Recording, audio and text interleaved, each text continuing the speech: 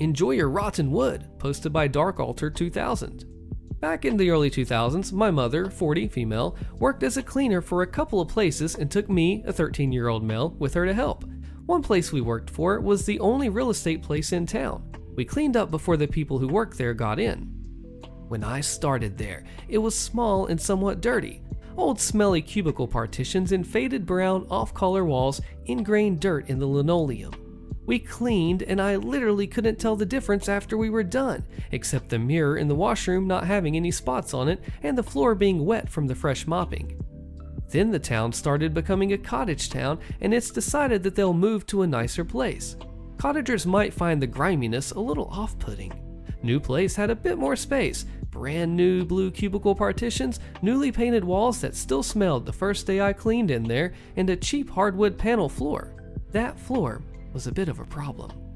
See, before, when we mopped, we would just leave the water to dry on the linoleum. We could do that because we got there at around 6:30 and they opened at 7:30. That place, it was small enough that it was mopped by around 7 o'clock before we left, and it'd be mostly dry by the time the people arrived.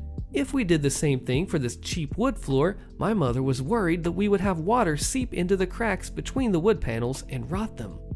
So a new method for mopping was devised. First, I dunk the mop, then wring the mop lightly, mop up, wring the mop again, but fully this time, and then mop up as much of the excess water as possible. This new method actually visibly got a lot more water off the floor. By the time we left, some of the earlier mopped areas would look mostly dry. Good solution, Mom.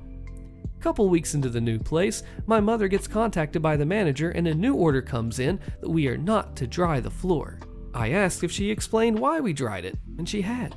I found this order a bit baffling at the time, and it only occurred to me today the reason why he ordered this. The manager got in earlier than everyone else at around 7:15, so I actually saw him a few rare times when we ran late. The old floor would have still been visibly wet in the old place when he got in. The new floor was now dry when he got in. Ipso facto, we must have decided to skip mopping to leave early. Even though I didn't understand at the time that he thought we weren't doing our job, I, of course, found this new order stupid.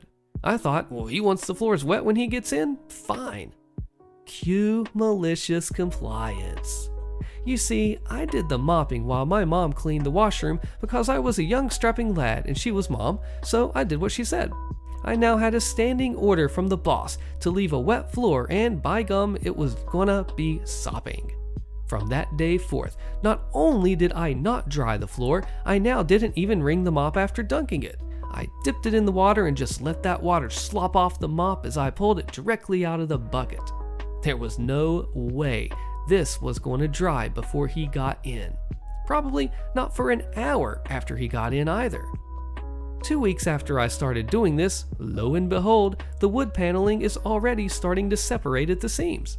Dirt is accumulating between tiles. It proves impossible to remove. I was a bit shocked at the time at how fast that had happened. 4 weeks into the new mopping routine, the floor was rotting. Was my mother psychic or what? It was apparently very cheap fiberboard with a paper-thin plastic wood grain pattern on it. I would have guessed a laminate wood grain on top of semi-waterproof fiberboard if you'd asked me 4 weeks ago. The floor now had visible divots and lines where the plastic paper sank into the deteriorating wood underneath. These trapped dirt in them as well. How classy. The floor, not even 2 months after they had moved into the new place, was even worse than the old beat-up linoleum one. At this point, I asked my mother if we should start drying the floor, and wouldn't you know it, she had already asked. The answer was no. Leave it wet. Baffling. We cleaned there for another month or so. I barely felt safe walking on the floor as it was a now tripping hazard with warped parts popping up. It was also disintegrating. Splinters of wood would pop off every time I swept. The floor now had the dubious distinction of being the worst floor I had seen in a place that wasn't dilapidated. Customers are always right? Posted by Lady Love. So I work as a minimum wage cashier at a discount store. I see a lot of people in a day, especially people who know how to do my job better than me, due to their lack of experience and profound understanding that my job is the easiest in the world. Now, I always shut that crap down in the classic corporate happy public service employee way. Well, actually, it makes it a little easier this way, but thank you so much for helping. Like I'm talking a toddler down from an upcoming tantrum, but I don't leave room for arguing. It's almost like I'm playing a character, honestly. It works for me. But I never just let someone do something stupid, like letting them walk out with a bag too heavy without double bagging it, or letting them leave putting their receipt in their bag if it looks like they might want to return it. But not today. It's Saturday, so it's busy.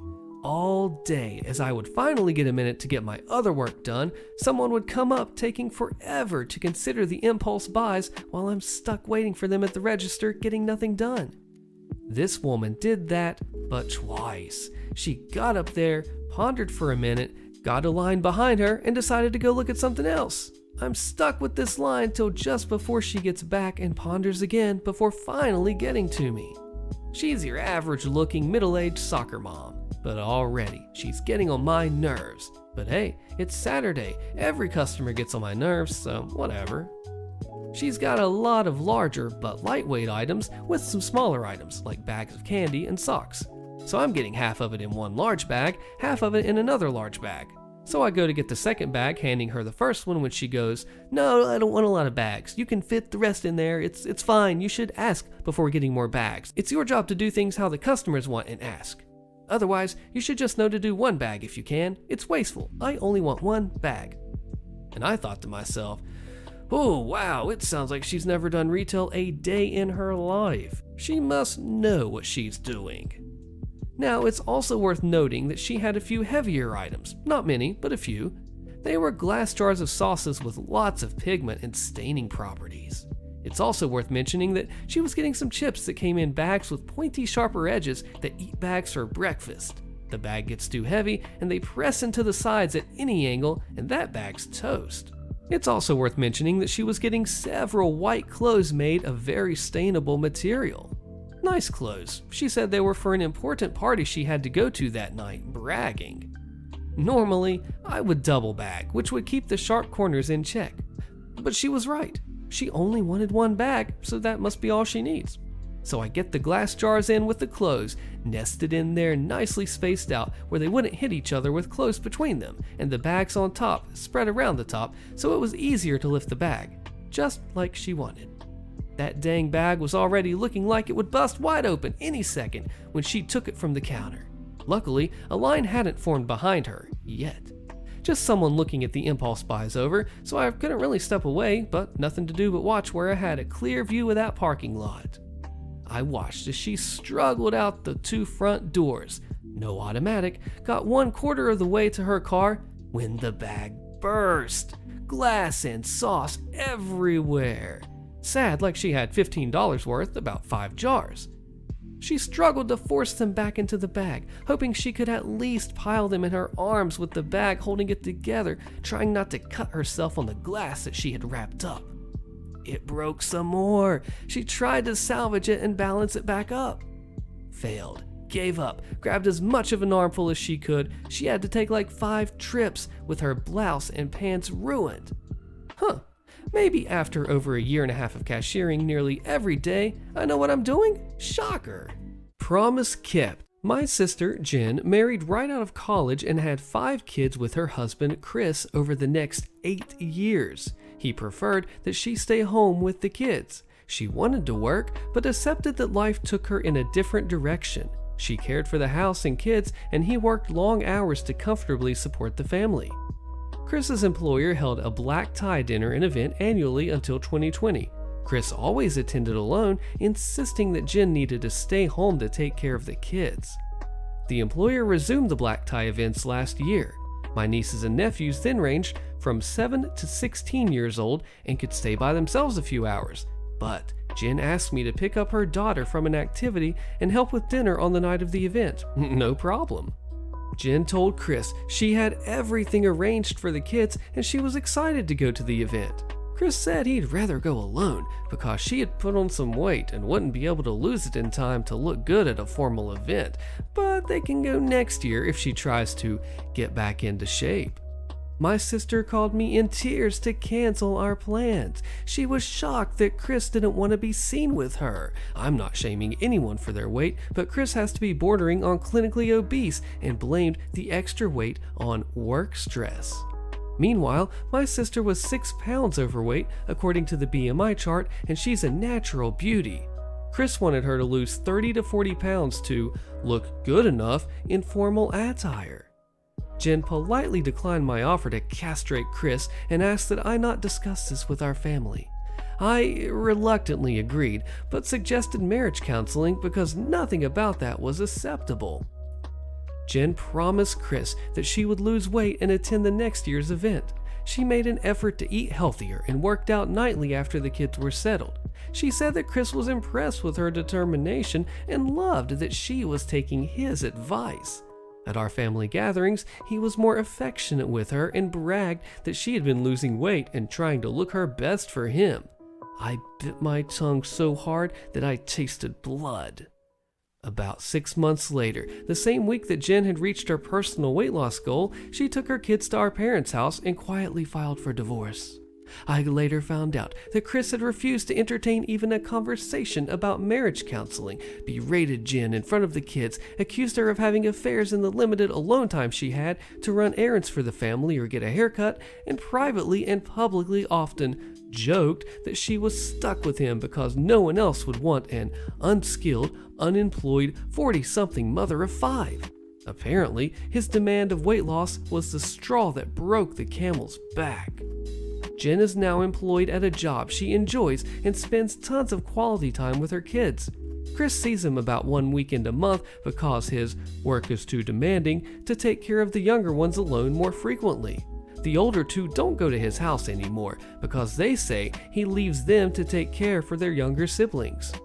This past weekend, Jen fulfilled her initial promise to Chris that she would lose weight and attend the next black tie event, but not with him. She went with a longtime friend who works for the same organization as Chris. She wore a beautiful gown and looked stunning. Chris started a conversation with her, during which he put his arm around her waist and tried to physically pull her away from her date. In front of his colleagues, she updated him on the recent accomplishments of their older children, who he had not seen or spoken with in more than 2 months. He awkwardly left shortly afterward, reportedly red-faced. As it turns out, many people want a 40-something mom of 5, a successful man who was Jen's high school sweetheart, a good employer who values her ability to multitask, fine-tuned by years of being a dedicated mom to active kids, and her children, who are generally happy that she left their pompous jerk of a father. You don't mess with people when it comes to computers. Today's story, Neckbeard tries to buy inferior parts to keep money for the build. Malicious compliance intervenes. Posted by Anonymous B315. Now, some people believe the customer is always right. This is a problematic belief. The truth is, most of the time, the customer is an entitled jerk, but you're supposed to perform admirably anyway. This gets harder when you're dealing with anyone who thinks they know something they do not. So, a guy comes into my department and I greet him at the carpet. I tended to be Johnny on the spot whenever someone came in. "Welcome to our build your own department. I'm Anonymous. What are we putting together today?" The man scoffs at me and says, "A computer, obviously." All attitude. He was neckbeard wearing a My Chemical Romance shirt, pants so tight he had a mushroom top and a mismatched shoes. This was obviously on purpose, as both shoes were clean, they just didn't fit his look. I didn't take much time examining him. My dad had always told me I gotta get the measure of a man with a glance and look him in the eye the whole time. He literally used test us on this crap. Turn, look, then tell him what cars we saw in that split second. I was decent enough at it, but not great. I instead would tell myself little lyrics on the fly to remember key details. It's become a life habit. I explained this to point out that I wasn't staring at his look, so I'm pretty sure the snickering hens in the general section who didn't work for us were the source of his ire about being judged about his look. He took my smile as me thinking something was funny. I feigned ignorance, like I didn't hear him, and then when he asked again, I apologized and asked him to speak louder. Told him I was hard of hearing. This relaxed him a bit, thinking I couldn't possibly have heard the hens giving him the business. I did, but I wasn't going to show it. With an attitude, he handed me a list and leaned forward, shouting, "I don't want to be sold nothing. Here's what I need. Go get it." I look at the list and it's pretty thorough. Names of items and SKU numbers. I'm like, bet. This looks like a full build. Good money, though a lot of them I identify as cheaper parts. I tell him it'll take me a few minutes and invite him to take a look around in case he sees anything else he might need. He rudely says he'll wait there and he ain't buying crap else, so don't try none of my snake oil salesman crap. I smile and say, oh no, but it's so good for the joint and muscles. He didn't think it was funny, so I just walked away and got his stuff. Halfway through grabbing his items, I realized that he only looked at prices and not what each thing did. His build had an AMD processor, but he wanted an Intel board. The case he wanted was slim, and the video card he wanted would not fit. He needed lower profile, though the Intel board had integrated graphics, so I was sure why he picked the card. Also, the power supply he wanted was of lower quality and wattage than the one that came with the case. All in all, I was compelled to ask what the heck he was trying to build. I gathered everything quickly and brought it up, going over each piece with him and getting his approval. I then asked him if all of this was for the same build, which he replied was something smart like, wow, how observant of you, or something like that. I smiled and tried to inform him that some of these parts would not work together, but he simply cut me off. Listen, I don't need you to try to upsell me. I've been building computers for a while. I know what I'm doing. He did not, and I wanted to question that validity of his claim. I asked him then if he would like to hear about a return policy, just in case. He got belligerent, telling me he knows what he's doing and how dare I treat him like he's stupid just because of the way he looks. Granted, he did look stupid, but I think his ire was more for the cute girls giving him crap and insecurity versus anything I said. Alrighty, you're not interested in our return policy or our extended warranty policy, right? I confirmed. We're supposed to ask about the warranties with everyone, but I figured he was not going to take kindly to that, so all I wanted to do was cover my bases. Warranties are for suckers. Do I look like a sucker? He snapped.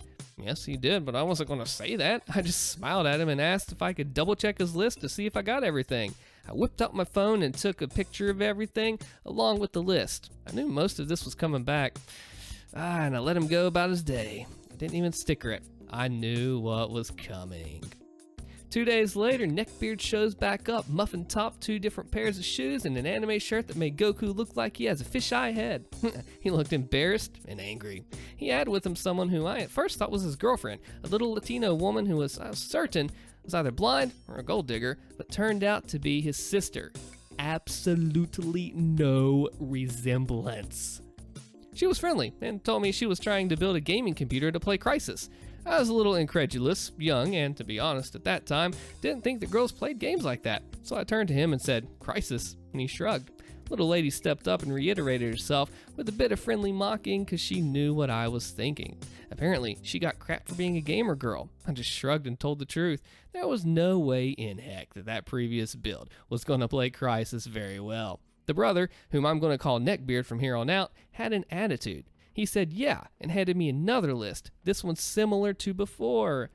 He made no explanation for his previous mistake and just told me to get the new items along with the same line about not upselling him. I looked at the list and I knew right away that the build was not going to play that game very well. I mean, I could get him there with a $1,500 build, barely, but this was something like $900, and that video card, I don't even remember what it was not going to cut it. I told him so, and that maybe he should look at the game specs online, which would help him make a better decision. He told me he had done his homework and just to get what he said. I looked at his sister, pleading, and told her that I could come up with a system that was both affordable and would run the game decently. He interjected and got mad, threatening to get another salesperson, and said, okay, but I knew his butt would be back again. As I'm getting his stuff, I hear him away from his sister on the phone. He's telling someone that he wants to finish this up and get the build done. Apparently his parents had allocated some money for this, and he was trying to get a cheap system so he could keep the rest of the money. A real D-bag move, but not my problem. I gathered what he asked for and sent him on his way, but didn't tag the stuff either. He was either coming back or could go to the pool. I saw Neckbeard 2 days later with his little sister in tow, and his parents.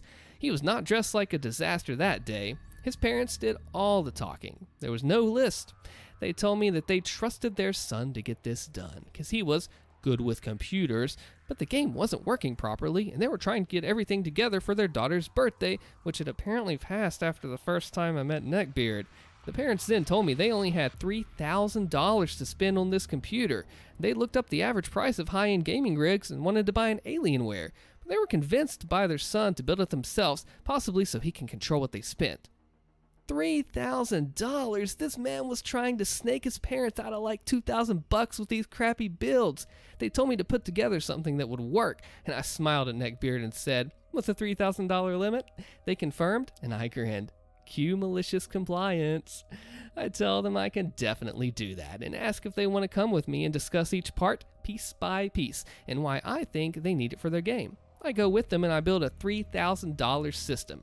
Neckbeard is losing his crap. Why do we need this? Why do we need that? But no one will listen to him because of his previous failures.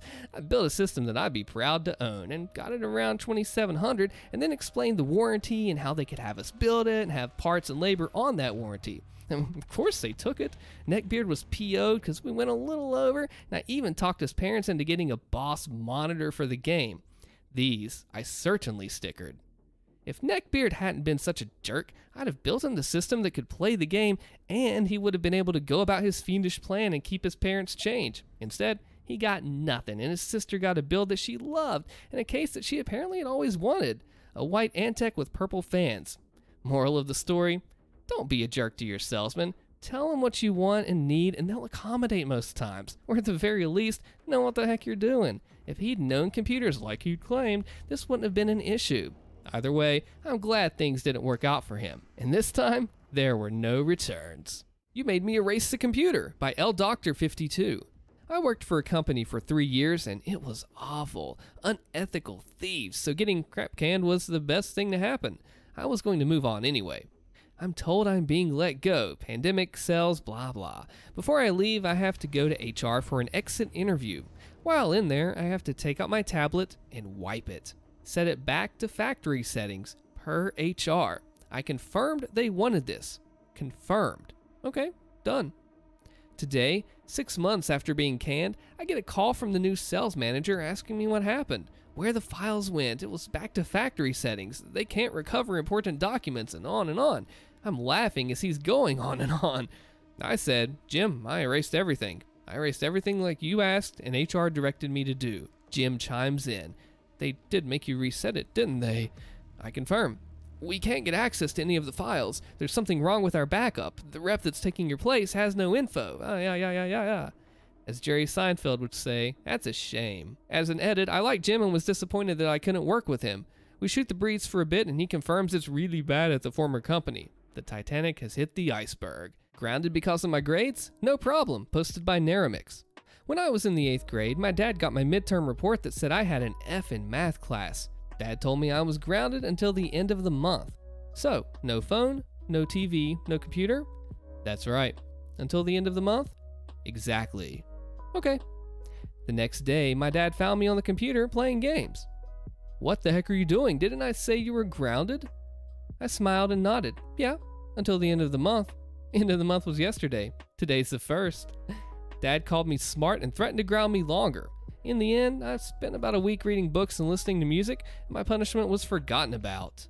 Karen neighbor destroys my property and then calls the cops on me. I'm innocent. Click the video on your screen so you hear how this ends, and I'll see you there.